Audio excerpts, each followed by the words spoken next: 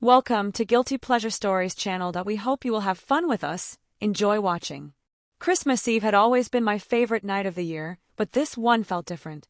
The house was as warm and festive as ever. The scent of cinnamon candles wafted through the air, and the tree glittered with its usual haphazard charm. Yet there was an undercurrent of something. I couldn't quite place something stir beneath the surface. Oscar had been home for 3 days, and while I loved back from college, I'd help how he'd changed. He wasn't the same boy who used to follow me around the house, peppering me with questions or begging me to bake cookies. He was a young man, now taller than me, his shoulders broad, his voice deep and steady, startled me.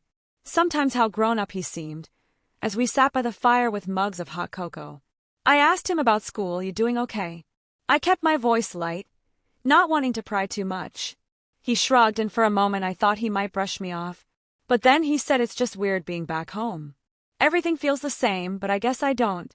His words struck a chord. Though I wasn't sure why that's what growing up is, I said, softly watching him over the rim of my mug. You see everything differently, even things you thought you knew. He looked at me, then really looked, and something in his expression made me pause. It wasn't a glance I was used to. There was a weight to it, a searching quality that left me breathless. Without thinking, I reached over and squeezed his hand, wanting to offer comfort. I've missed you, I admitted, my voice quieter than I intended. I missed you too, he replied, and for a moment the world seemed to still. The warmth of his hand in mine lingered longer than it should have, or perhaps it was my own awareness that made it feel that way. Later that night, I found him standing by the window, gazing out at the snow. The glow of the tree lights danced across his profile, and he looked so much like his father. In that moment it made my ***** ache. You used to love snow, I said, carrying the glasses of wine. Remember that snowman you built in 3rd grade? What did you call him, Captain Frost? He laughed, and the sound was so warm and familiar. It chased away the strange tension that had been following me all evening. Yeah, he didn't even last a day before the sun melted him. I handed him a glass, and we toasted in the quiet glow of the room to Christmas. I said to us, he added, and his words sent an unexpected warmth flooding through me. We ended up on the couch, the Christmas lights twinkling in the background as a cheesy Hallmark movie played on the LED TV.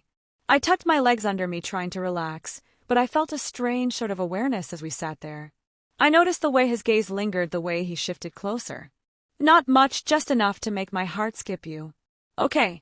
I asked, keeping my voice light, though I couldn't ignore the flicker of concern in my *****. He seemed unsettled, but I couldn't quite tell why.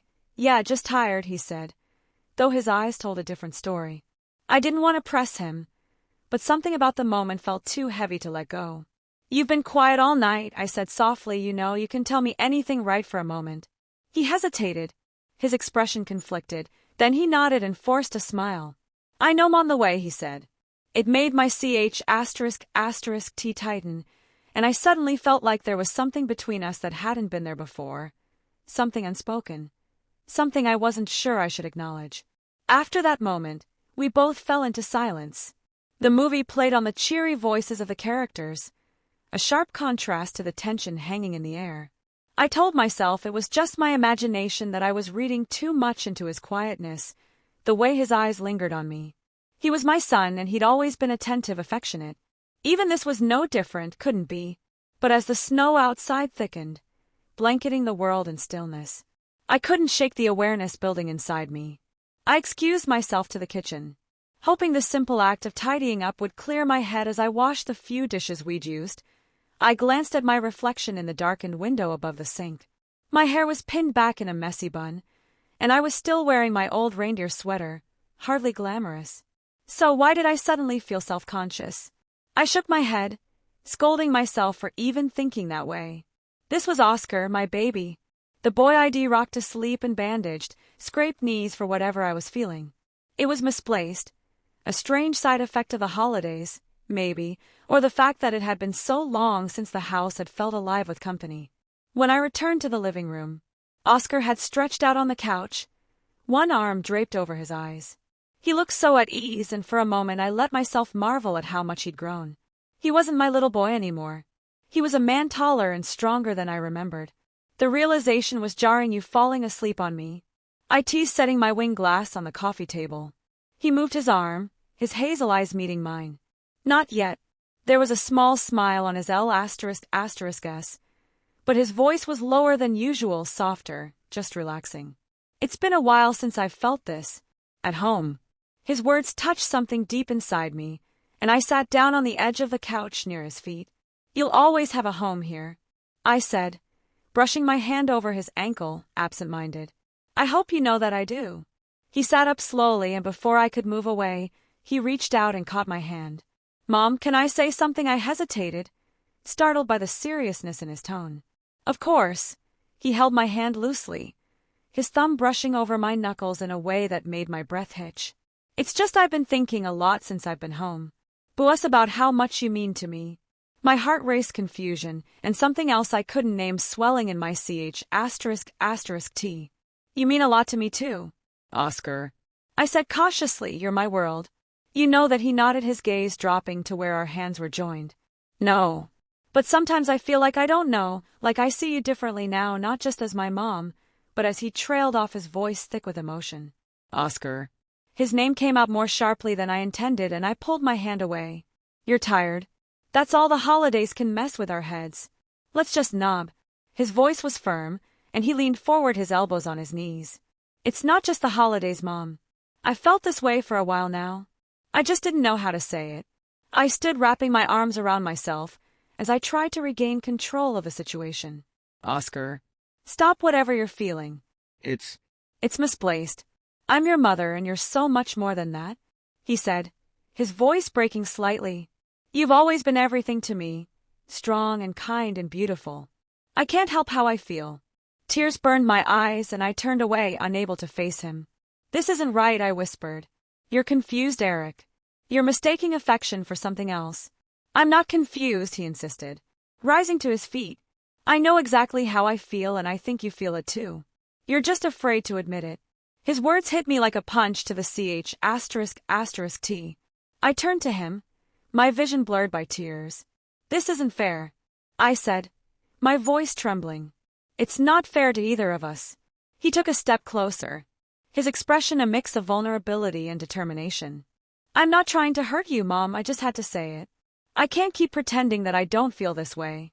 I held up a hand, stopping him from coming any closer. Oscar, please, we can't. This can't happen. It's not right. The pain in his eyes was almost too much to bear. He nodded slowly, his shoulders slumping in feet. I'm sorry, he said quietly. I didn't mean to upset you. I wiped at my tears, my ***T aching with a complicated mix of emotions. I think you should go to bed, I said softly. We'll talk about this in the morning. He hesitated as if he wanted to say more, but then he nodded and retreated to his room. I sank onto the couch as soon as he was gone, burying my face in my hands. The warmth of the fire felt suffocating. Now, the cheerful twinkling of the Christmas lights mocking me. How had we gotten here? How had everything I thought I knew about our relationship become so tangled and unclear? And worst of all, why did a small, shameful part of me wonder if I'd been blind to something deeper all along?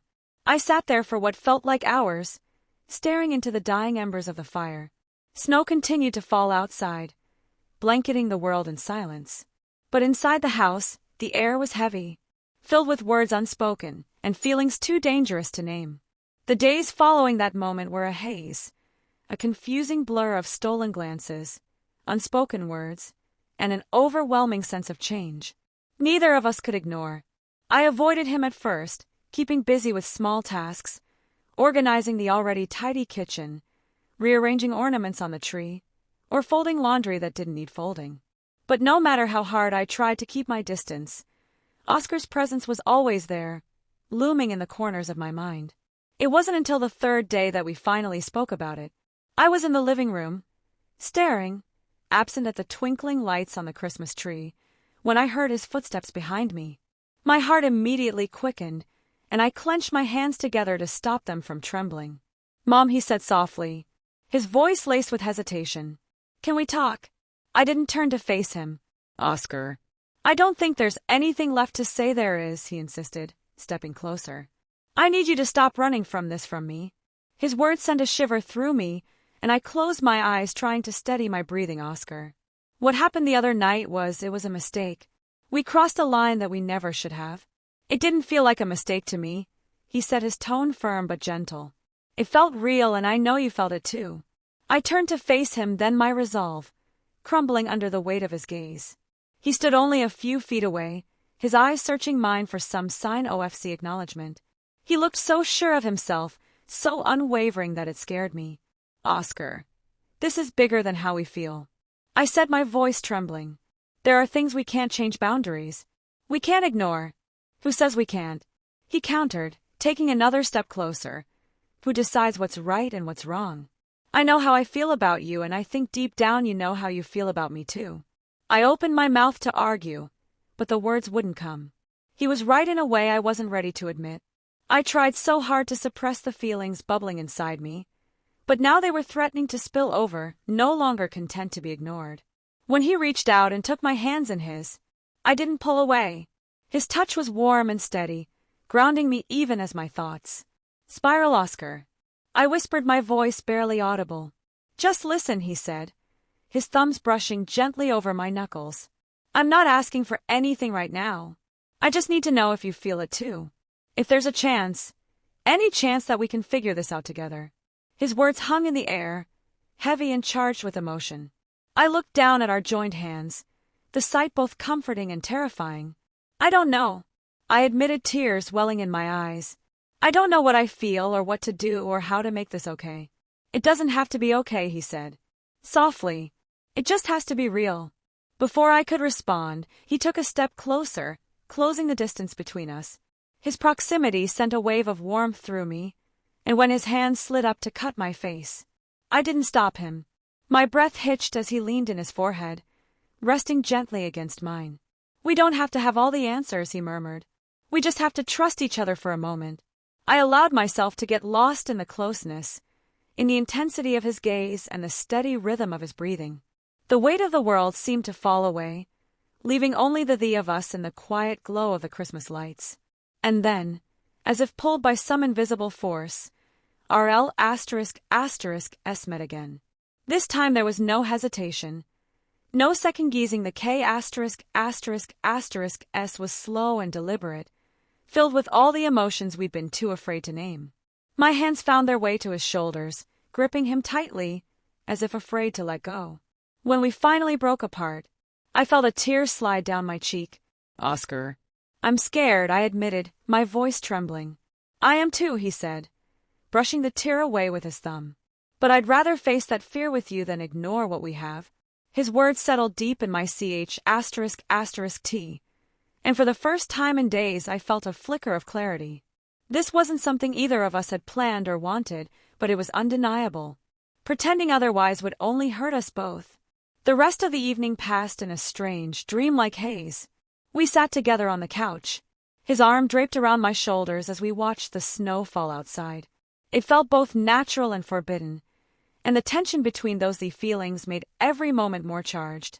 That night, as I lay in bed, I couldn't stop thinking about him, about the way he looked at me, the way his touch sent shivers through me, the way he made me feel seen in a way I hadn't in years. I knew the road ahead would be anything but easy, but for the first time I wasn't sure I wanted to let go. In the days that followed, we found ourselves slipping into a quiet intimacy, one that felt both thrilling and terrifying. We stole moments where we could, a lingering touch in the kitchen, a shared glance across the room, a whispered conversation late at night when the rest of the world was asleep. Each time the bond between us grew stronger, pulling us closer.